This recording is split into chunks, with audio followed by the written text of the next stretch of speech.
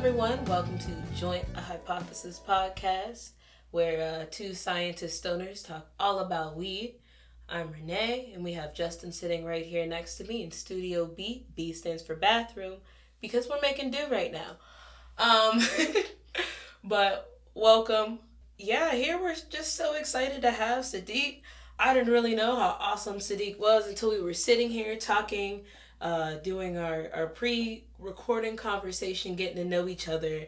So we were already super excited to have him on here. But let me read you a little bit about him. Siddik is the owner of Way Too Fresh Eats. His kitchen creations brand inspires people of color to eat fresh. He caters events, sports game parties, holidays, and does other pop-ups where people want quick and festive food. However, his alternatives to the usual meals and snacks are healthy, creating a better atmosphere for his events. So, Siddik, we're happy to have you here. Can you tell us more about this work that you do? Oh man, thanks for having me, man. It's been a dope experience, literally in more ways than one. You know, getting the stimulation and getting the conversation going has got us more comfortable. So I'm excited. Like I say, I just got to the tip of the iceberg with how we met on the farm. You know what I mean, cooking, chefing up, where I have a big passion. Way Too Fresh Eats, man. It's everywhere you want to eat, as I like to say. But we a plant-based pop-up that's focused on healthy options and alternatives. We feel like if you have options and alternatives available to you, man, you'll make better food choices. And we always like to, as I say, pull up, hop out, make it look sexy. You know, Kendrick put it just like that. But that's what we want to do for fresh fruits and vegetables. You know what I mean? You show up with an apple on the corner, and people probably are gonna leave you with a basket of apples. But I'll show you one of these no-fry apple fritters or some apple snackers with some caramel, pretzels, cashews. You know what I mean? All of the good nine, some cinnamon on there. You probably gonna smash the whole apple and maybe more than one. So we want to, we like to make food fun and be creative in the kitchen. So that's what I get to do with the food. Kind of get to be a, food artisan, if you will. You know what I mean? Yeah. You're out here giving us the munchies. I was actually just about to ask, what was your favorite go-to meal that What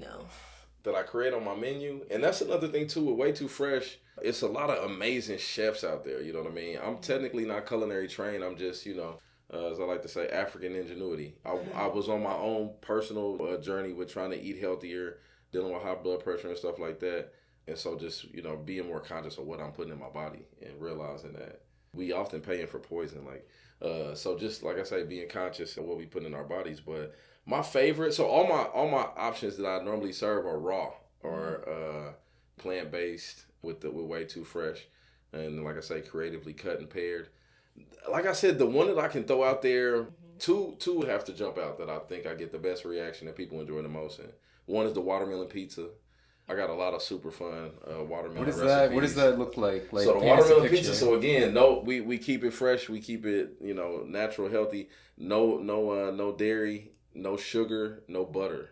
A lot of people will make fruit pizzas and they got the crust and no sugar cookie crust, none of that. Right? When I get with the crust game, I go graham crackers, walnuts, coconut oil, something like that. So when we do crust, but there's no crust for the watermelon pizza. The pizza is the crust and everything. So it's topped, kind of with however you like it. You know what I mean? Some people like cocoa flakes, some people don't. You might have chia seeds on there, no nut allergies, we can go crazy. Pecans, all type of things. I like to use a lot of seeds though too for people that might have nut allergies. Hemp seed, papita seeds. But then I got a couple drizzles and dressings that always make it fire. It's like a lemon cashew dressing that goes on there. And then also I got a mango drizzle that kind of go as the sauce, if you will, on your watermelon pizza. But you can dress it up how you like. Kiwi and strawberry are kind of almost always on there. Peaches are really good on top of, watermelon pizza. But, give me the supreme, right? Give me everything. It's a pizza. You can have one thing on it or you can have a bunch of things. I got an opportunity to do a really fun event, and we did begonias on the pizza. Oh, so great. Edible flowers. Oh yeah, oh yeah. Yes. And they actually begonias taste like lemon, so it was a great pairing. So it's like I say, exposing our folks to the stuff that's new and innovative, and it's still fun. And then the other one that, like I said, that I mentioned, the no-fry apple fritter. So that's a banger. That's definitely Way Too Fresh, original. You're not gonna find that one nowhere else. You Google watermelon pizza, you're gonna see some of those.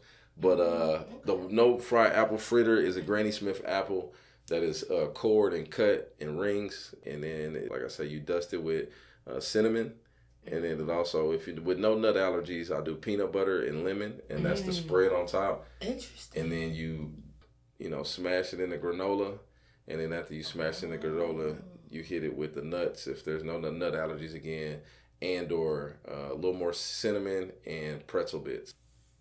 Top notch. So that's one of the ones, like I say, that you ain't never had that before. So that's one of my originals that I have people got to check out. Say that for sure. That giving me the plant-based munchies. What should be the title of this episode? Plant-based munchies. All right, we'll take it. We'll take it. And speaking of plant-based, you talked about your food being plant-based. You talked about it being raw. You know, I'm literally seeing like whole fruits and vegetables, things outside the land and not modified.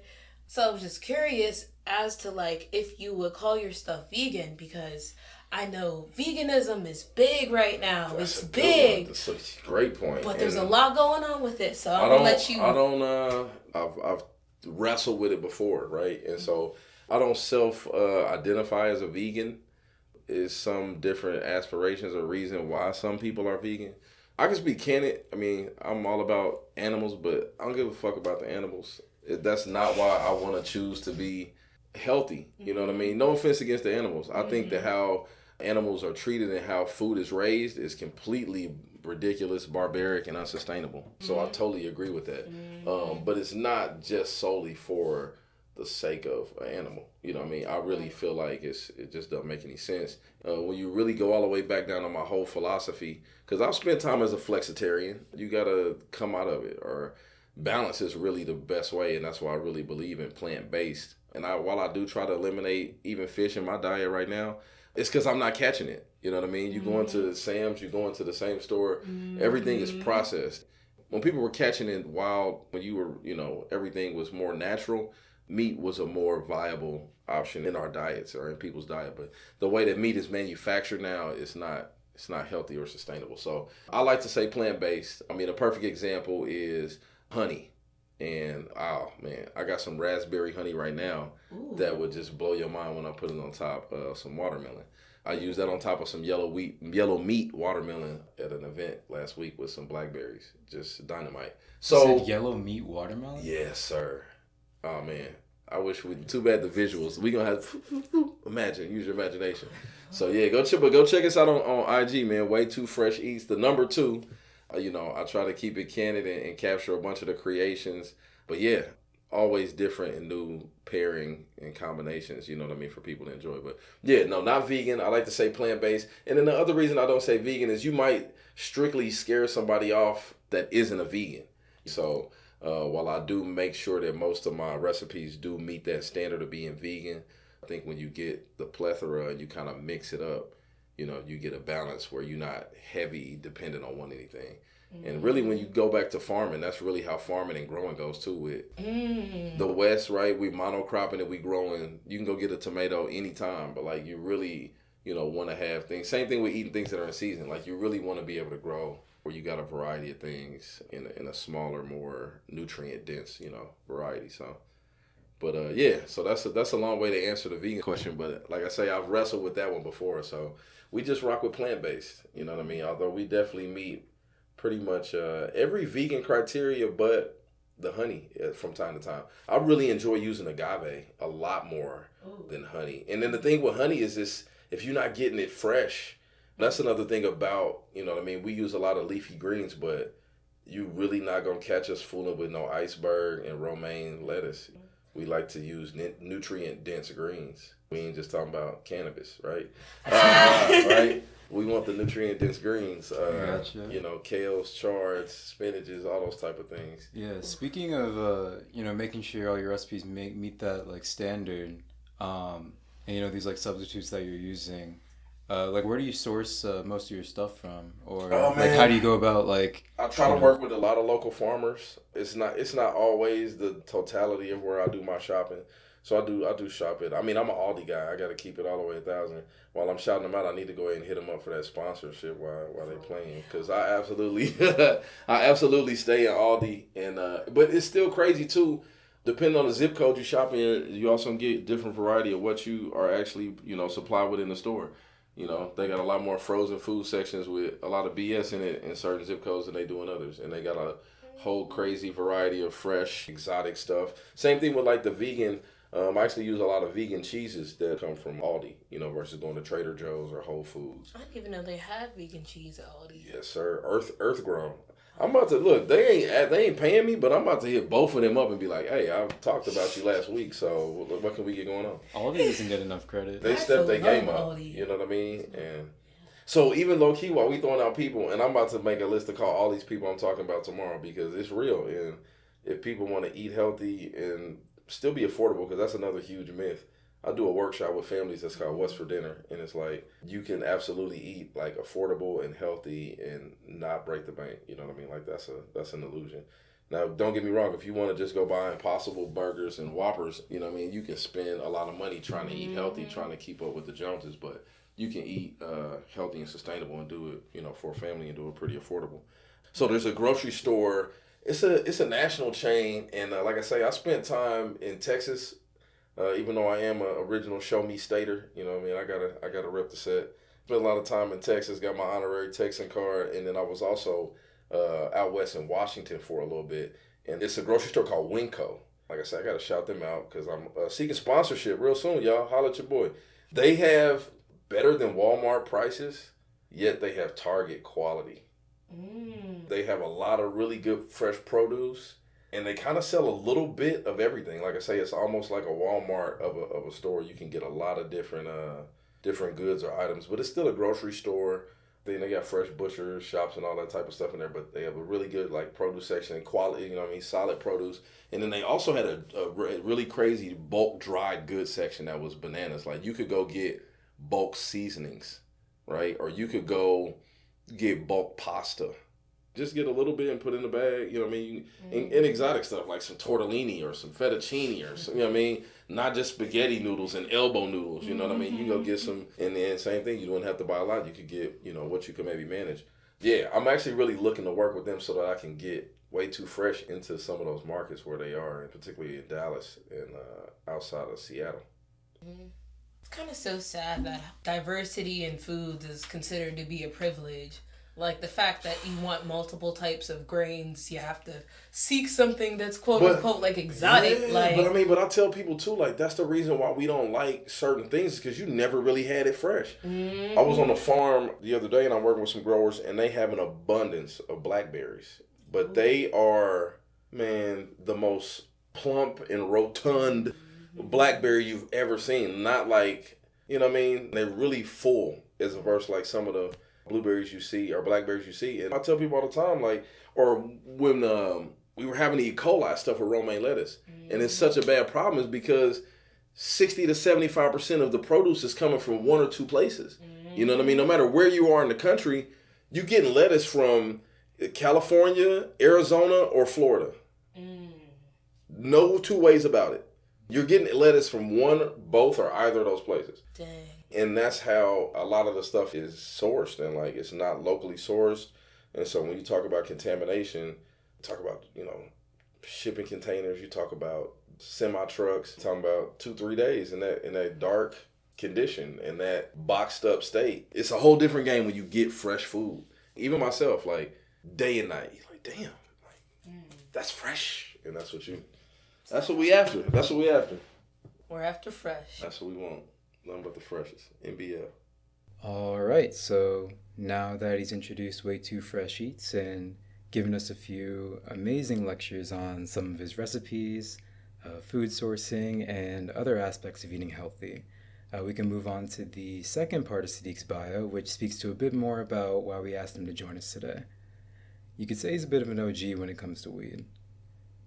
He's already mentioned how he's been out in California, Washington, Colorado, and during that time, formed many relationships with experienced growers and industry leaders alike. Here in Missouri, on top of his other business ventures, he works with a Black-owned nonprofit called Elite Growers, which offers classes and other resources to the local community on all topics regarding the medical marijuana industry. He's also a strong advocate for social equity, focusing on the expungement of records regarding cannabis-related crimes, and with that all being said, We remain humbled by his long-standing commitment to the cannabis community, and we are glad that he was able to join us today. And so, Man, I appreciate it. Appreciate that. I guess the first thing regarding this intro, and I guess where you can go more into like the work that you've done, you've picked up a nickname for yourself, or you've developed a nickname for yourself. You coined it. No doubt, man. I don't know if it gets thrown out there enough, but I definitely have spent a good amount of time being a cannabis cowboy. I've been in and around and across many different state lines and cities, championing the herb. I definitely would have to self-describe myself as a real Rasta and knowing what the sacrament and really appreciating what it is as the healing of the nation. And now people are finally coming back around to it, and it's still a fad, but like, you know what I mean, from the roots to the roots is what I would say. So I'm definitely in that realm. And then same thing, I mean, we could talk a little bit more, you know what I mean? Man, go back to like Nipsey, man, you know, the statute of limitation is up, man. So it's all legal everywhere where I've been. So we could talk about some of the different things that consisted of being a cowboy, man. Man, I'm trying to get my own shit expunged. Period. Man, so yeah, what was this? 2000 and... Damn, time just fucking is relentless, you know what I'm saying? Like, it's like, you don't give a fuck. It's like, tomorrow, it's 9:00 p.m. I'm like, dang, what happened? Can we get a pause? It was 2008, 7. I was graduating college, and I was driving to Atlanta because my cousin, who now lives in Ghana, she was graduating college too, and so we went down there to celebrate our graduations. I was driving from Kansas City to Atlanta with my mom.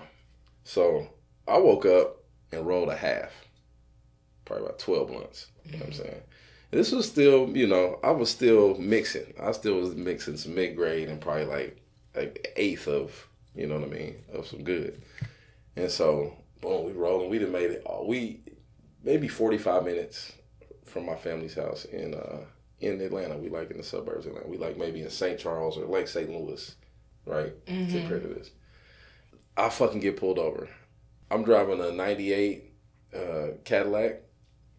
And so I got locks. My mom got locks. It's Memorial Day weekend. So it's probably like 7:30. And I got pulled over. They said my tag light was out. Right? And I'm like, nigga, it's not even dark. Like, what the fuck does my tag light got to do with anything? But we got profiled like a motherfucker. It was a K9 unit, right? He was right. I'm like, I'm gonna tell him the truth. We should be good. So let's go. Nah, he was like, well, you guys from out of state, so I gotta take you. Like, if you weren't from out of state, I wouldn't have to arrest you. I'd just write you a ticket. But right, so I went to jail with my mom, right? On fucking right after I graduated. Wow. And so, long story short, like, we had to go back. Thank God I had family there too. So like, it was Labor Day weekend. No, Memorial Day. So we got out the same day. Lord knows I'd be fucking, even though it wasn't in the city, thank God. I'd have been in the suburban jail, but even still, to spend 4 or 5 days in jail. Yeah. I'd have been arrested, but I ain't never spent no fucking, I ain't never been in jail, right? So that would have been extra shitty. But so, the long story short, because it comes back to expungement. And so, till this day, so like, they end up trying to give us both possession, right? And so, we went back down there, and I represented us. I'm like, nah, I had 2 pre-rolled cigars. You know what I mean? Like, he could have threw it out. They should have threw it out. Blase. So, they ended up dropping anything on my mom and charging me with disorderly conduct. And I had to pay a fine. Wow. Right? And so, to this day, depending on how deep you look, it shows up still as a possession charge. Oh. Right? It's so, I've had jobs, because I work with kids. I work with special needs youth and kids too. So, I've had certain jobs that do a certain like federal background check. And they see it as a marijuana charge. I don't have anything else on my shit. I actually had I had a DUI when I was like 17, but I was 17, so it's, you know what I mean? And same thing, I'm pretty sure I didn't get charged with the DUI I got, but that never comes up. Shit, that was 2000, so things were a lot different back then. But yeah, bro, so I still depending on the shit, you know what I mean, just off of them not changing the language or expunging that shit. So this was 2007. How many fucking is that? 13 years? No, 15. 15. Yeah. Wow. And that shit, depending on the job I go for, that shit can still fuck me. So and the real question is like, if I were, I guess it's, I don't know, because depending on if you're going to work in the industry, you can't have shit. A lot depending on what it is, bro. If you're going to work in a, you know what I mean, some places you're going to work around 100,000 plants, you can't have no weed charges on your shit. They're like, we're about to put you in charge of all of this. You might take some, you know what I mean? You can't have none of that shit on your shit. Now, if you're going to be a bud tender, they might be like, all right, whatever. You pass the regular background check. But if you're going to be in charge of some shit, I guarantee they're going to look at, you know what I mean? And so that's the same thing that some of these programs or some of these cities kind of are seeking out to do. Detroit had a pretty decent one. You know what I mean? You had to be a Detroit resident or have lived there for 5 years, and you could get in the game for maybe $20,000 to get your license in and get your shit versus, man, it's upwards of 200. Missouri had the most bullshit going on. I know people who were organizing to get their license and get certified as somebody as growers here, and the whole process was flawed. I think the application was 10 racks. What? They were taking people's money. Wow. Because after the shit came out, the state came back and said, we're sorry, our evaluation process was flawed. They didn't get nobody back no money. What? And they didn't reevaluate. You didn't get no second reevaluation.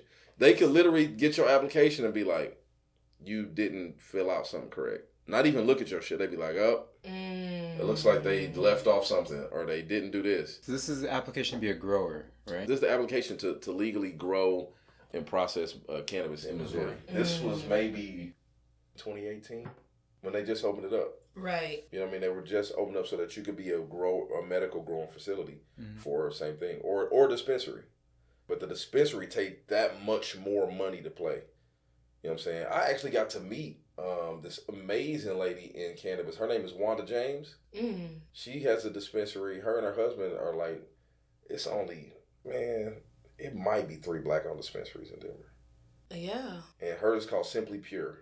And so I got to meet her random shit that was dope. Like, I went to her dispensary and they had just opened a downtown location and they were outside painting a mural. And it might have been 420 weekend. And me and my homie was there. He don't even really smoke, but he down for whatever. You know what I mean? Like, he didn't even live in Denver. He's like, man, I'm coming out. You out there? I'm like, come on, bro. And I was working so much, I didn't even kick it until he came down there. Like, I was going and finding out shit to do in the city when he came down there. And so I hadn't been to her dispensary, any of that. And he recognized her. I didn't even recognize her. You know what I mean? And he's like, bro, that's the owner, bro. And I'm like, really? And so I ended up getting to talk to her while she was watching the people finish the mural. And like, we was sitting out watching the mural. It was dope. But her and her husband, her husband's a chef. So they do a lot of infusions and cooking classes with weed and shit like that. Check her out. Her shit's called Simply Pure. And another big thing that she was on is the social equity side of it. Like, it's a big asterisk next to this shit because we all know people who are doing time or have done, I'm talking about years, 10 years, 20 years over weed. Not even, we talking about no other drug. And now you got people bankrolling off it. You know what I mean? That shit. So they should be not upon even expunging people's record who ain't incarcerated. What about lightening sentence and taking people out who are, you know, in on just marijuana charges? They don't proliferate that shit enough. But that should be a major question. But the lady Wanda James, she talks about that a lot because her brother got locked up with some pounds, and he did like years. You know what I'm saying? But yeah, she was pretty dope. She was cool as hell. Y'all have to look her up. Yeah, definitely will. I spent time going back and forth, particularly from Dallas to Denver, and working with growers, working with patients. As you know, Texas is not they medical status is really not official. You know what I mean? I've heard of people getting medical clearance or having medical access in the state of Texas, but it's not a sweeping thing as it is just come to Missouri. And so while I spent time in Colorado back in right after legalization there, so this was 2015 through 2016, and I wasn't working in the industry, but while I was there, I linked up with some one guy in particular. Man, I got to shout him out while I'm giving the people that I don't know and don't work with credit. Brett Anderson with Heart and Soil Seeds and the Heart and Soil Project. They actually are doing seed production right now. Man, the flavors and the strains that he's been producing is wild. I work with him the same thing around just being natural in your relationship with the plant, because much like with food, you can get bogged down and be chemical and not be really getting the freshest or the purest, if you will, if we talk about cannabis, the purest product and quality, and that can drastically change or affect the way you look at herb, or the way you look at weed, cannabis, marijuana, is the quality and the type of product that you're getting. So same thing with being organic. I would have to go, I'm a hybrid technique person. I really believe in doing more than one method, whether you talk about like from starts or propagation versus like finishing out, flowering plants and the amount of nutrients that they need.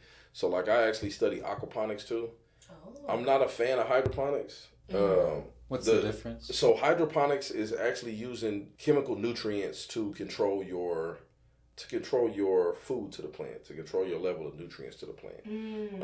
And you are adjusting and measuring that in your water. You know what I mean? But the bad thing about that is the amount of water you have to use, but also you're really depleting that water. So you're dosing that water so that it's got enough food to help your plant flower, but that water can't be used again. You know what I mean? That water has to be discarded. And so when you do aquaponics, you actually introduce fish or aquaculture into the system. And the thing that gets tough with aquaponics is that filtration. So you got to have really good filtration so that your system doesn't get clogged up with food. So you almost have like a little aquarium, almost. Pretty much. And really you kind of depend on how much, that's the other thing too, is size. Like, you know what I mean? Depend on, people want to grow warehouses size of weed now. And it's crazy because now we get into the same thing. I didn't even think about that, but you get into the same thing with food as you are with how they, everybody's not in Texas, but America still thinks bigger is better. I don't know, right? So growing warehouses and warehouses of cannabis and weed, you would need a lot of fish. And so that's why aquaponics isn't, viable on that level. But if you growing your, beans, greens, potatoes, tomatoes, and you also got, your herb, then you could absolutely have an aquaponic garden and be able to, sustain 6-8 plants. And the water that your fish have lived in and created waste in is what the nutrients, that's what you feed your plants. And after your plants have used that water, you filter it and you can cycle it back to your fish. And that's the cycle of like the highest level of sustainability when you're talking about, the growth cycle. A lot less input and still being able to get the output of having, whatever crop it is that you're producing, or a small amount of fish, depending on how much, you're not going to become the fried fish place, just by growing aquaponics. You have to have a lot of fish if you plan on being a fishery or hatchery. But to have the fish around is a good byproduct of that. Almost like you heard of compost tea, right? No, I haven't. Oh man, we got to talk. So compost tea is, we all compost, right? Right. Yeah. Compost gets juicy. Yeah. And so you could pour more water over that and almost use it like a tea bag. And use that water to, some people use compost teas to even as like a anti-pest and fungal method too. You'll spray your plant with some compost tea. It'd be a natural. So same thing, a lot of this stuff, like I say, I've also worked with my grower, Brett Anderson, and those natural techniques. Like I say, he also really introduced a lot of fabric pots. I'm a big fan of those. He has what they call living soil in his plants. It's basically creating an ecosystem in that soil where you're not ever depleting that completely of nutrients. So like with worms and stuff? Worms. He also uses cover crop underneath his plants. Like he may grow like buckwheat or grow like, might be barley too, or other like small stature herbs. And he might just grow that in one of, I'm talking about a pot that's like a gumbo size pot. The gumbo pot don't even make do as an example. It's like almost as big as a tractor tire. Okay. Jeez. Right? No, it's a very country example, but keep going. Size wise, right? And it's a fabric grow pot. And like I say, that living soil he doesn't get rid of. He'll rotate it. And so you might grow just a cover crop in between you growing a full mature weed plant. You know what I mean? So you might give that soil a chance to recharge, and you water it and you grow something else in that pot. And then when it's ready, you don't even have to uproot or take out that crop. You can put, a clone, or you put a mature plant in there, something that you took from veg to flower, and you can put in that pot and let it finish and flower in that pot. And you still would need to do your light conditions and things like that, and have it in on the right settings and things like that, time and light wise. Because there's so many different ways. You've seen people use the rock wool cubes, like the little blocks that you see plants growing out of. Same thing with doing it's called hydroton. Those little rock, they like little circle pebbles. That's not soil. That's like expanded clay. And then another thing too is cocoa core. So, and it's a little bit more sustainable. It's ground up coconut husk, and it doesn't have any pH. Like, it's neutral. So you can use that in a lot of different systems. You could use that in the hydroponic system, use an aquaponic system. And you literally need a PhD to like. Yeah, I mean, I'm just scratching the surface. You know what I mean? I just been studying. You know what I mean? I ain't ready for a thesis, right? But I still, I'm still aiming for that TED Talk one day. You know what I'm saying? Don't forget us. But yeah, right. Oh, no doubt. But yeah, it's a lot of fine science. I think it's something that we shouldn't be like intimidated by or like apprehensive about getting into. But it feels daunting. Like I say, I feel like my relationship is still too, like, I have a more genuine relationship as opposed to just I like to smoke it. You know what I mean? Yeah. The game and how it's changed too is that now people are getting into a lot more than just smoking. And when you go back to same thing, I just think about the Rasta roots is that like using it in teas and using it edible wise is a big part of some of the cultures on in the Rastafarian way of using the herb. So people kind of coming around to that is kind of funny and interesting. It's like, no, people been eating it.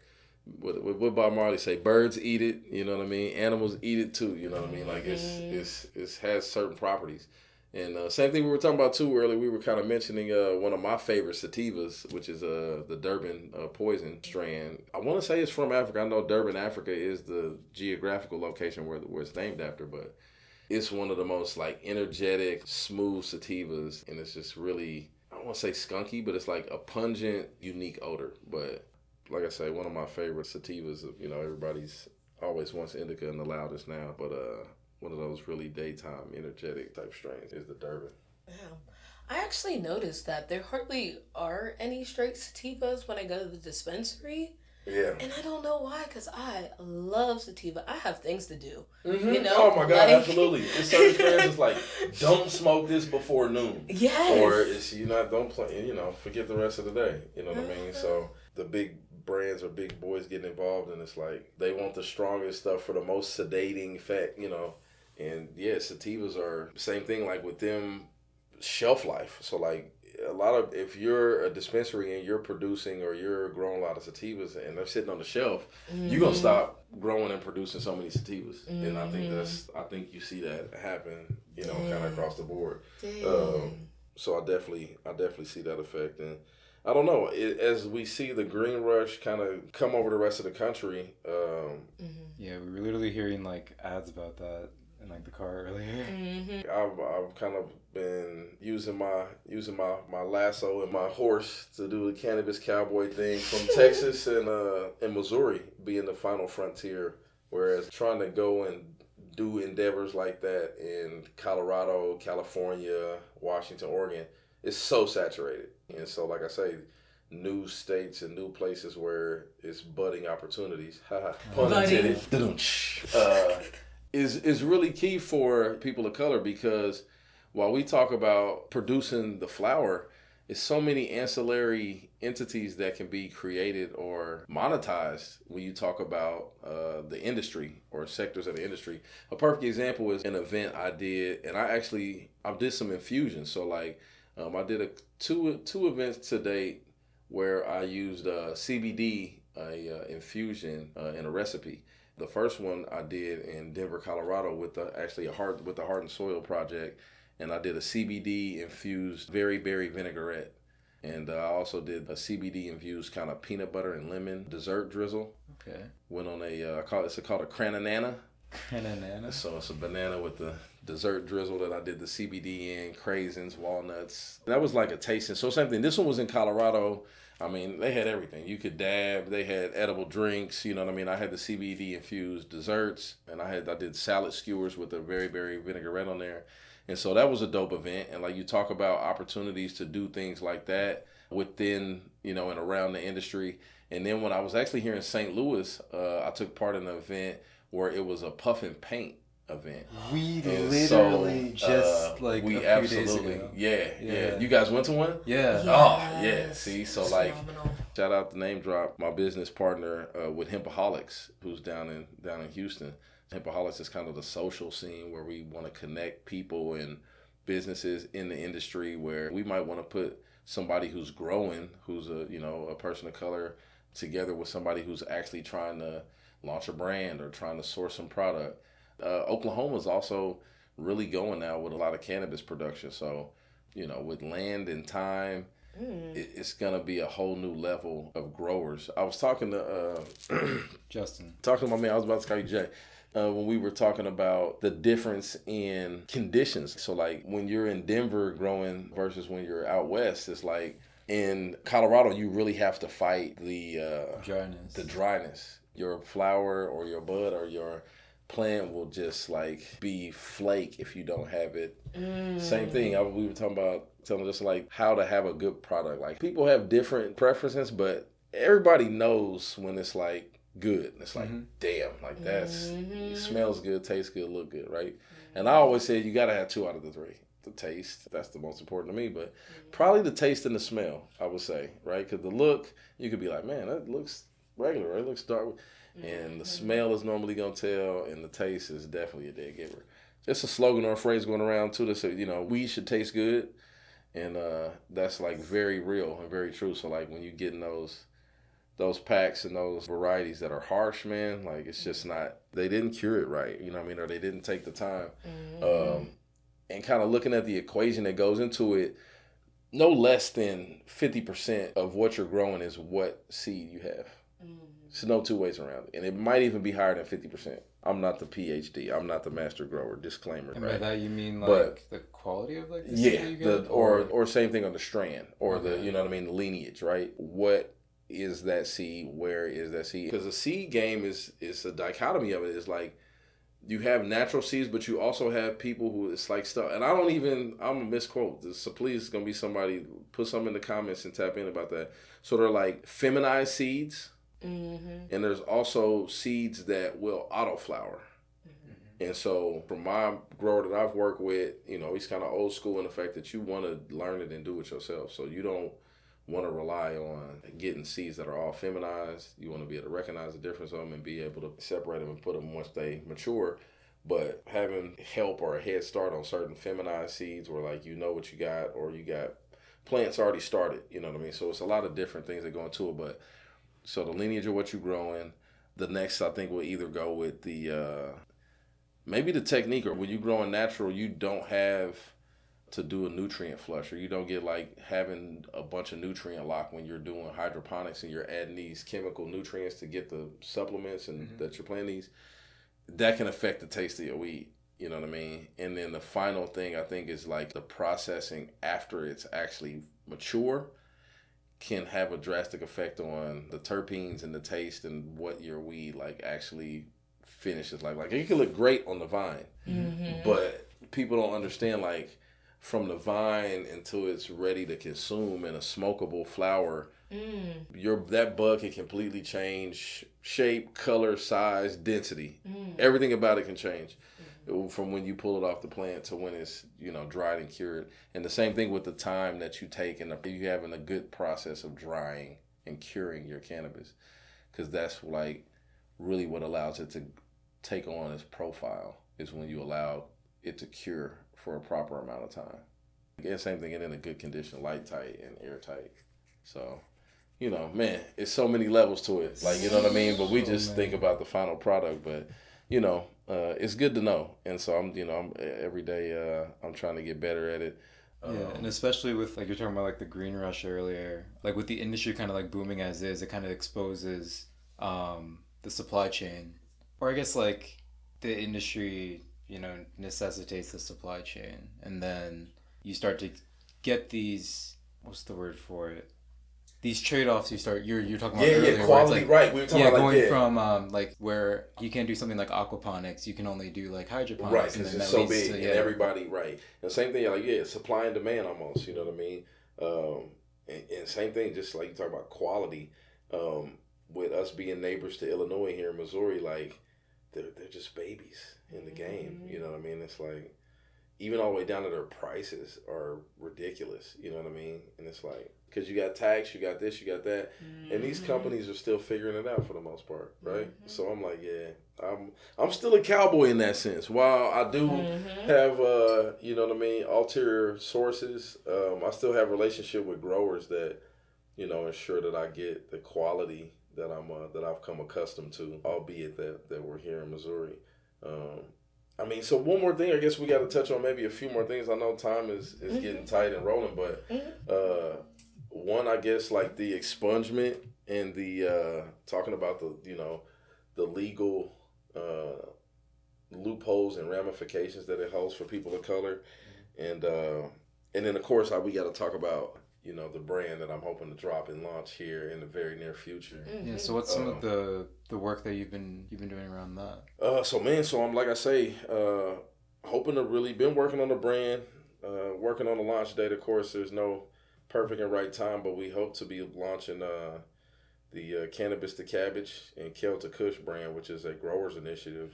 Say it again. Hey, Cannabis to Cabbage, Kale to Kush. You know what I mean? We want to say everything you need, you should know how to grow. You know what I mean? Or you should have, maybe like back in the day, you barter, you trade. You go to Kush, you got the setup for the master, grower, and we got the setup for the greens and kale and spinach and everything else. But ultimately, like I say, we want to empower people to grow. We want to educate people to grow, and ultimately want to equip you to grow. So, like I have I like to call advanced farming and gardening techniques.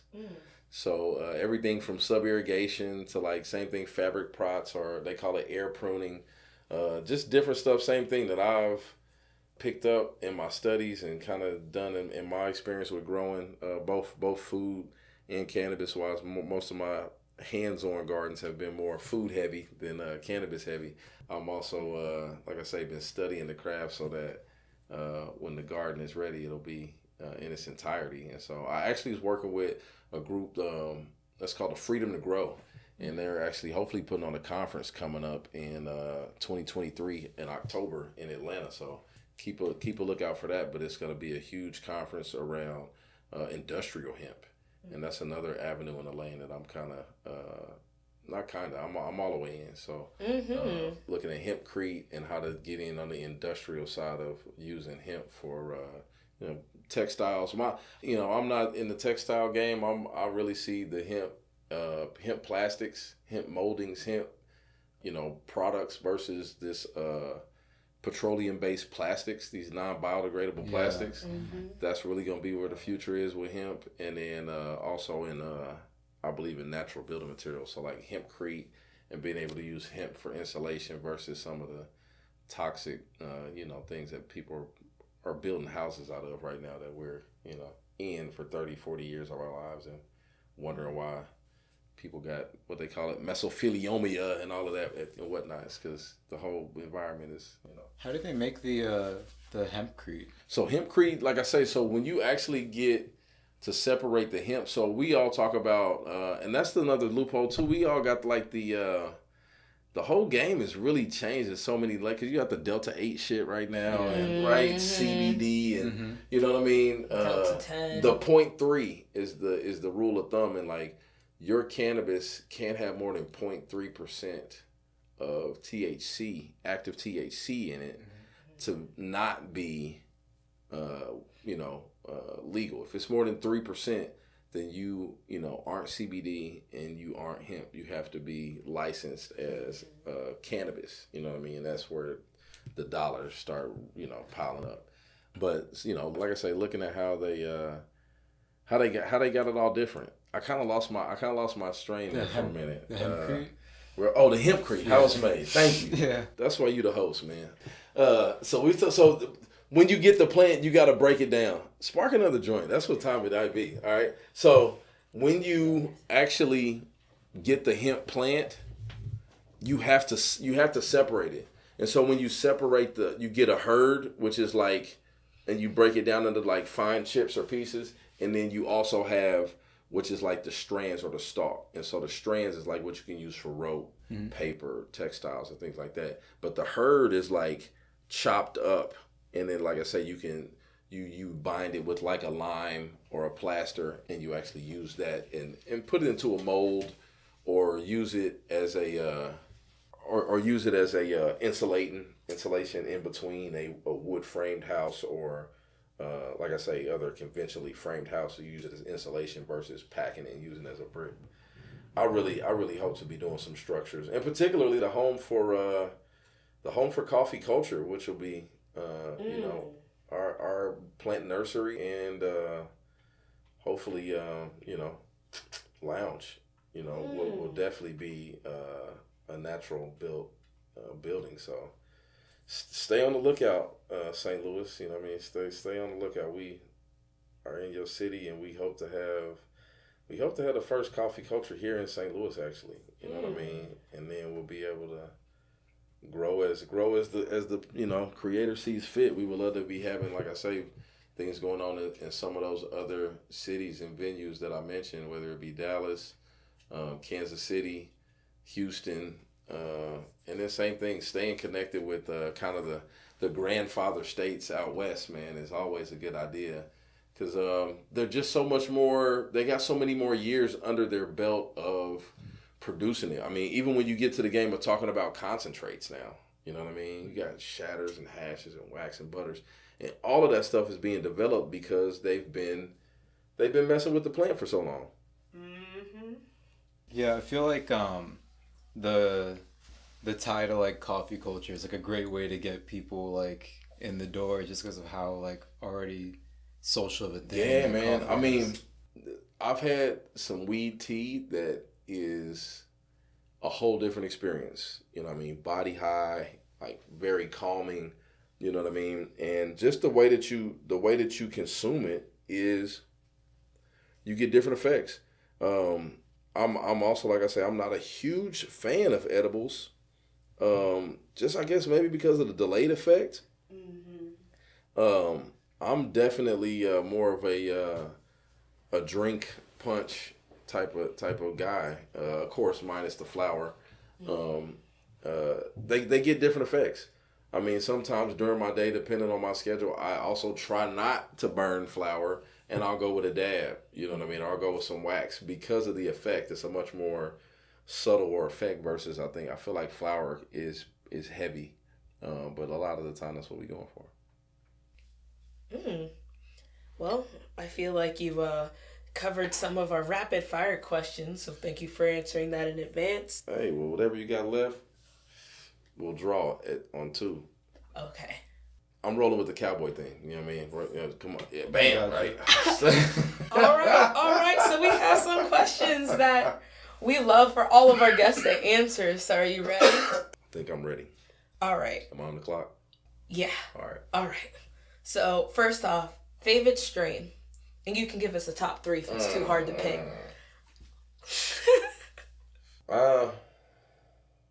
That's a tough one.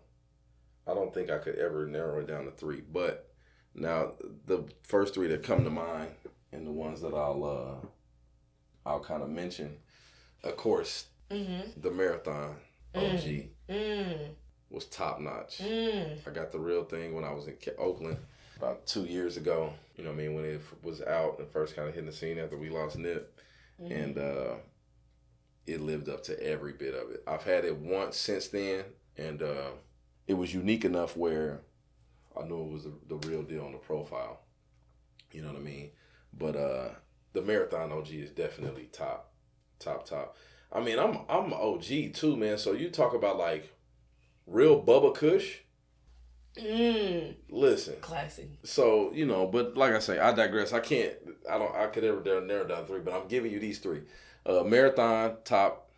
Some of the best that I also had is something called GMO. Right? I've had something called GMO cookies. And so that's a kind of a cross, right? Yeah. But GMO is not in the conventional order of what you would think is genetically modified organism. GMO is actually garlic, mushroom, onion. I was about to say, because yes. it smells kind of garlicky. The grower, and I was in Colorado when I got there, and that's the thing too, is being in Colorado and working with growers, is you get some access to strains before they're ever like out, or I guess like before they're ever like, I don't say stepped on, but dilute. I don't even know how to put it, but the GMO was some of the best shit I ever had from a grower in Colorado. And also, I'm throwing out more names than 3. I had some Gorilla Glue number 4. And this was back before anybody was on glue. And this was, like I said, this was 2016. So the glue was brand new. And this was some of the best weed I had. I've had glues from many other dispensaries and other places, and none was ever as good as the glue that I got from my grower. Wow. You know what I mean? And so that's when you're messing with some of the right guys too. Homegrown, can't beat it. And the last one I got to throw out is a newer one that I liked, and of course, the name was amazing. It's called Slap and Tickle. Of course, because why not? Don't know the lineage of it. You know what I mean? Like I say, I didn't go to weed college, although it was my understudy. You know what I mean? I can't tell you what strain it came from and cross like some of the people do, so I can't go there. But the Slap and Tickle, same thing. I was introduced to it when I was in Cali, and I came back across it while I was here. And, like I said, I still work with it. I still get a lot from Cali growers. And it doesn't disappoint. So those would be some of the ones that kind of jump out at me, that if I could just like pull up a all-time menu where I could just order that one right now, I'd probably take some of those. Bet. And then our next question. When you get the munchies, what snack are you reaching for? I got a healthy answer and my unhealthy answer. I'm stopping reaching for anything gummy, right? But that's my guilty evil pleasure. Like sour gummies or sweet ones? Damn near any ones, right? Almost anything. But those Haribos. And the new ones, man. What's those new German ones? So juicy, yeah. Oh man, I gotta give it up to them. They. I can't think of the name of them, but man. So I'm ahead what they sprinkle in there. But that's my unhealthy answer, right? Mm-hmm. But my other answer would really have to be. That's a tough one. One of the things that I fuck up, and it's hella easy to make. So depending on your level of veganism, and I guess I think Nutella has some dairy in it, so Nutella would be the wrong thing. Don't quote me on that, but I call them monster bites, almost like a trail mix, but no M&Ms. You know what I mean? But just nuts, dried fruit, and then I use a little bit of granola. And I put some Nutella, or I do coconut oil and cacao. You know what I mean? And then you just make them into balls and you put them in the freezer. That sounds fire. They're super easy. I mean, literally, I just put everything, like you make your own trail mix in a bowl. And you know what I'm saying? You add your Nutella if you really being lazy, or same thing, you can throw coconut oil, cacao, and some chocolate chips in there. Stir all that shit up. Then you can put it in there. You can put it on the sheet. Put in the freezer. I got all kind of little shit, because I'm a chef, so I got these little balls that I just put in one of the little rubber things that I pop them out of, and those shits are fire, and I can eat 4 or 5 of them at a time. Those are my quick go-to when I'm like, let me see, you know what I mean? Those are definitely the monster bites. That's it. I got some granola right now we might crash into after this episode. Oh my goodness. I'm trying to tell you. Some almond butter. Ooh, wait a minute. Yep. See? Talk to me. Yep. Cashew. Yep. That sounds great. All right. And then you talked about this a little bit earlier, but how and when do you partake? Do you have a ritual? Are you a social smoker? Is it more of a dolo thing? Is it spiritual to you? It's an enhancement of life to me. So I partake maybe too often, regularly. You know what I mean? It's not an impairment for me. It's a natural way of, it's become a natural way of my lifestyle, really. But how long has that been the case? Shit.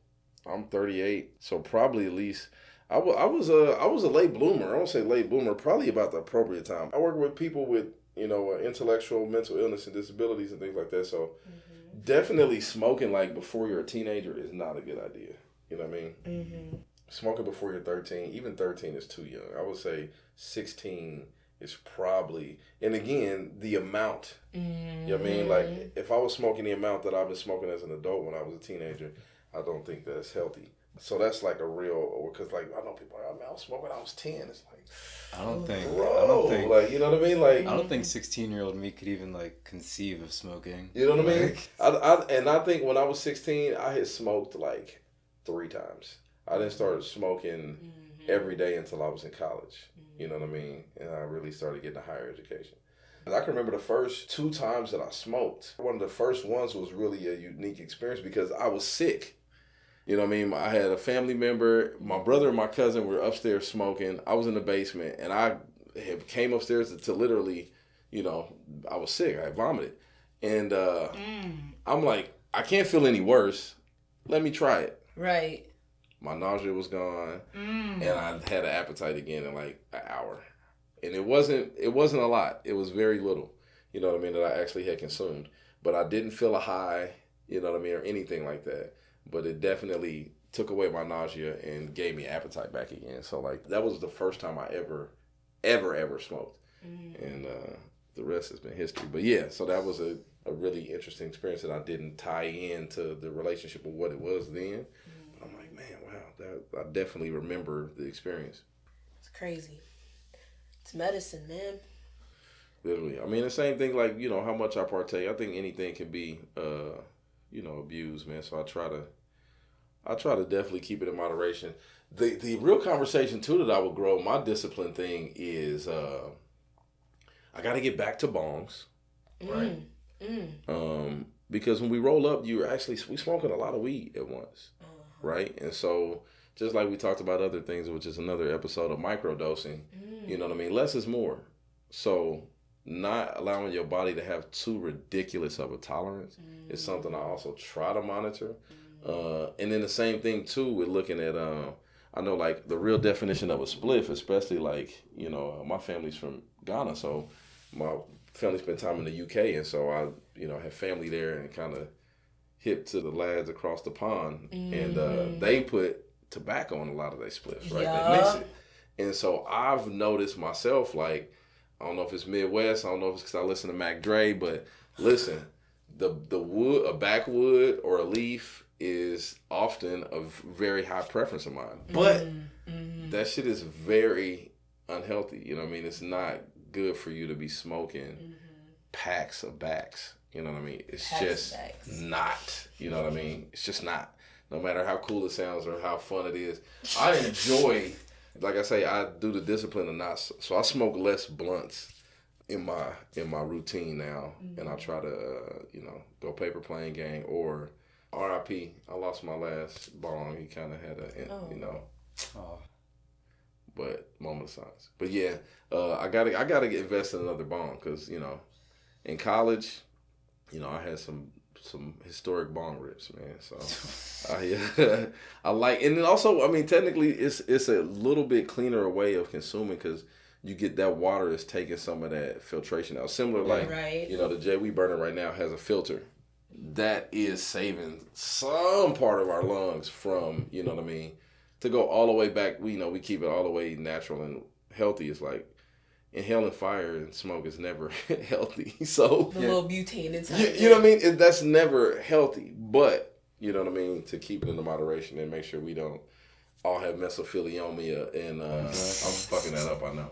And I'm saying, and you're not throat cancer and everything else that, you know what I mean? We got to be kind of aware of the same thing. What we coming in contact with and what we do in our body. Exactly, yeah. Like I have a dryer vape that like was a pricey investment, but like I really want to just feel a bit more comfortable about what I was putting in my lungs, so.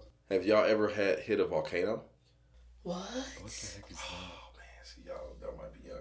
So a volcano is like one of the first vaporizers. Before people was walking around with pens and shit, you used to have like a glass dome vaporizer was one style, or you had a volcano. And a volcano, they used to be like $2,000. They were expensive, but it was it looked like a cone, it looked like a lava lamp almost. But you put a bag. It had a mouthpiece and a bag that you put on it, and it filled up like a hot air balloon. And you could hit a vaporizer out of the bag. You would suck the air out of it. Look them up. You'll do if you see. Are they comparable to gravity bongs? No, it's a vaporizer.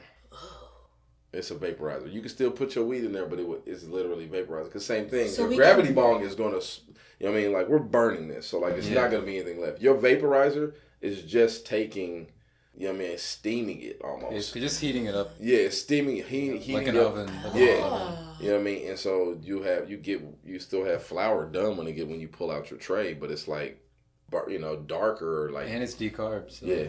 Hashtag burn cleaner.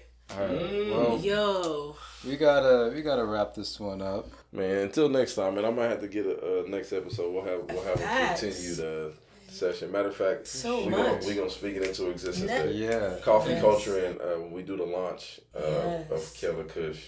Yeah. So do you want to do your plugs, your websites, socials? Man, yo, check us out. We on Instagram, everything with Way Too Fresh Eats. WayTooFreshEats.com. The number 2.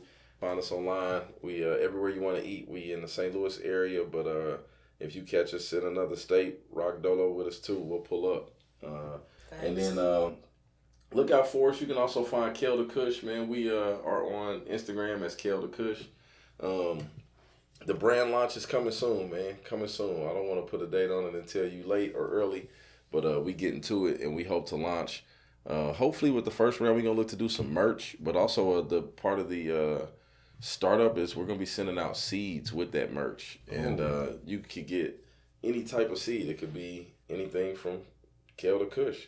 You might get, some cannabis seeds. You might get some zucchini seeds. You could get, some of anything. Arugula. You could get some basil. But we want to, like I say, kind of engage and equip people with ways to grow, and different strokes for different folks. You know what I mean? Everybody don't want to grow weed. Everybody don't want to grow food. You know what I mean? Maybe you want to grow some aloe. Maybe you want to grow some cacti. But, you know what I'm saying? Grow something. And that's literally actually the tagline. Kind of like Pimp C, smoke something. The whole tagline is grow something. Kale the Kush. Period. #! All right. Well, that wraps things up. Yes. We will have Siddik's contact info, all that cute fact-checking stuff in the show notes. Be sure to be on the lookout for our episode next week. And thanks for joining us. Peace out. Respect.